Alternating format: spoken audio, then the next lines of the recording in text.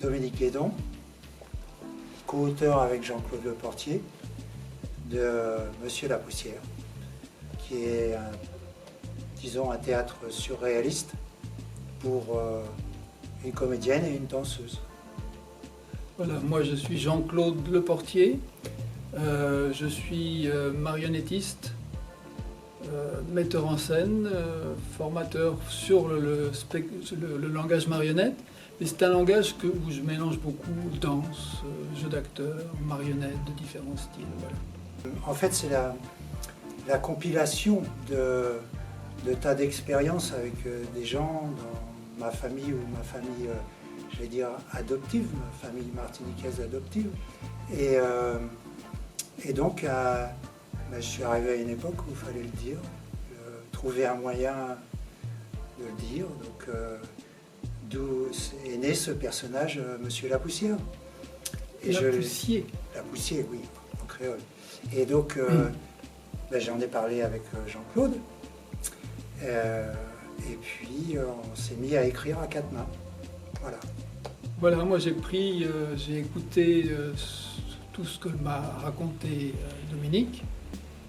Et là-dedans, j'ai cherché, j'ai trouvé ce qui était un nœud dramatique, enfin un propos dramatique, un propos qui nous permettait de faire un spectacle sans parole, parce que c'était une idée du démarrage, pas de parole, du théâtre de gestes, du théâtre gestuel, d'acteurs, de situations, de danseurs et de marionnettes. C'est une volonté qui est née à la suite d'un spectacle que j'avais vu où j'étais un peu sur ma réserve. J'avais vu qu'il y avait des potentiels que j'aurais creusés.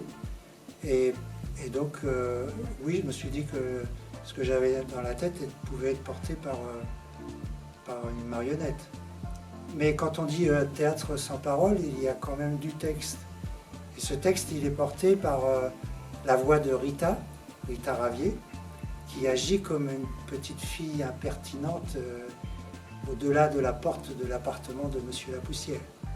Mais il y a aussi la voix de Jean-Paul Montenot, qui nous a donné, comme on dit, le love, de nous prêter sa voix.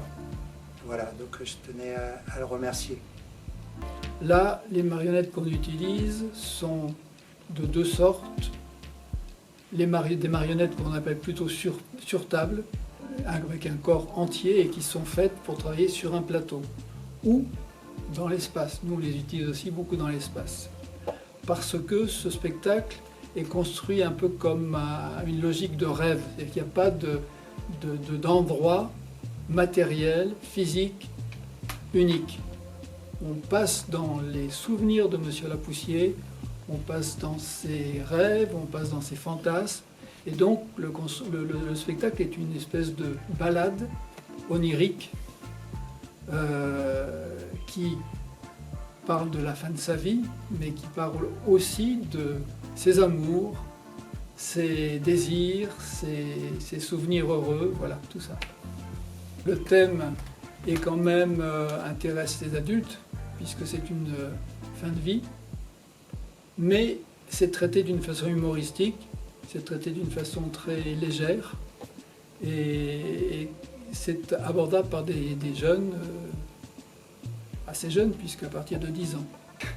Les rôles qui encadrent Monsieur la Poussière sont tenus par Estelle Butin, qui joue à la fois le rôle d'une fille et qui est manipulatrice marionnettiste, et puis Muriel Bédot, qui est danseuse, marionnettiste aussi, mais qui joue le rôle de la seconde fille, puis Catherine Kremer, qui est la manufactrice de marionnettes et qui nous établit l'équilibre pictural de la scénographie.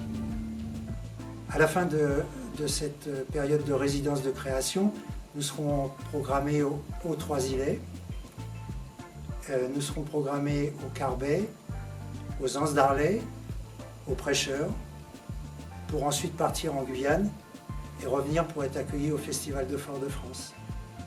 La scène nationale de Guadeloupe nous accueillera en mai l'année prochaine. Nous tenons à remercier Corzemo qui nous a accueillis sur cette résidence, la ville des Trois-Îlets qui nous accueillera sur la deuxième partie de résidence, la DAC Martinique qui nous a financé, la coproduction faite avec Corzemo et la scène nationale de Guadeloupe. Plus, nous souhaitons aussi à remercier toutes les communes qui nous ont fait confiance sur la programmation avant que le spectacle soit sorti. Donc ça, c'est un bon coup de main. Ça doit faire la 5e fois que je viens et j'aime beaucoup. Je suis très content d'être ici, de travailler avec les artistes martiniquais ou les artistes qui vivent ici en Martinique. Moi, je viens quand vous voulez. Hein.